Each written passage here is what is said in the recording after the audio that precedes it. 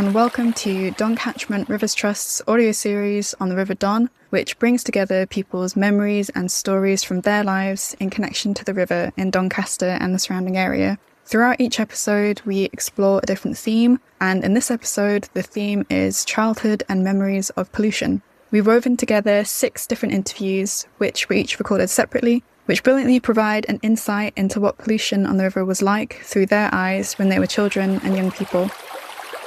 The river was abominable. I mean, it's difficult to describe.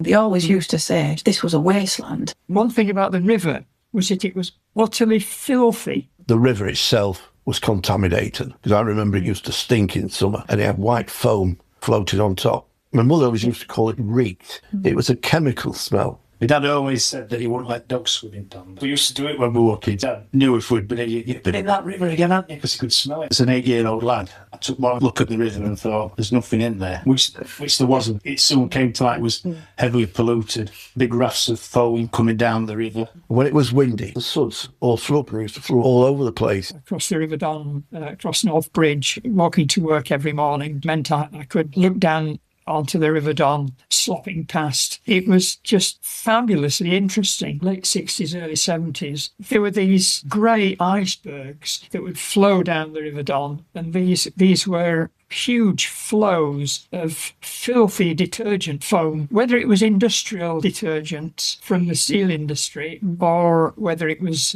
domestic runoff, I don't really know. But these enormous icebergs used to come, and some of them were so high they couldn't actually get under North Bridge, the grey froth, and the bridge would sort of skim off the top of these icebergs. And on a windy day, they used to go cartwheeling across the road, sort of out of the River Don at one side, across the road and back into the River Don at the other side. But it was just so interesting. The river, if you could actually see the water, was sort of rainbow striped. So much diesel and oil was coming in from the railway. Just slightly upstream of North Bridge was a detour of the River Don called the River Cheswold. Part of the Cheswold went underneath, I suppose, Doncaster Railway Station and so forth. And oil and diesel, which would sort of drip through into the river, came into the river, and you had these amazing rainbow flecks of oil and diesel. Artistic, actually. Not much good if you're a salmon trying to migrate upstream. I must say, always temperature at Don was always warm, even in winter, still be a 20 Celsius river. Don't forget, it's a lot warmer water going in there than what's coming out of Sky Natural, isn't it? It's all fast into showers and stuff. I've never seen it, but they still say fig trees grow in Sheffield, don't they? Only place in country where they've got because it's warm water for roots and trees. The Steetley's got bigger and bigger. Limestone works. Bluebells disappeared under white dust. Things like primroses just disappeared. The cowslips disappeared. It was a beautiful place as I was a little girl. As I got to be a teenager, it wasn't. They killed it.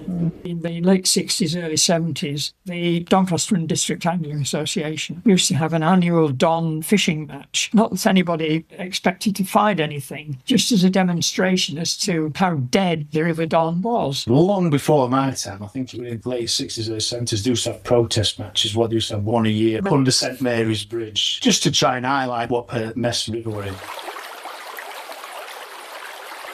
That's all for this episode. A big thank you to South Yorkshire Biodiversity Research Group for recording people's memories, and thank you to the interviewees Chris Firth, Ian Hurst, Colin Howes, Carol Neri, Charles Day, Rachel Walker, and thank yous to the National Lottery Heritage Fund.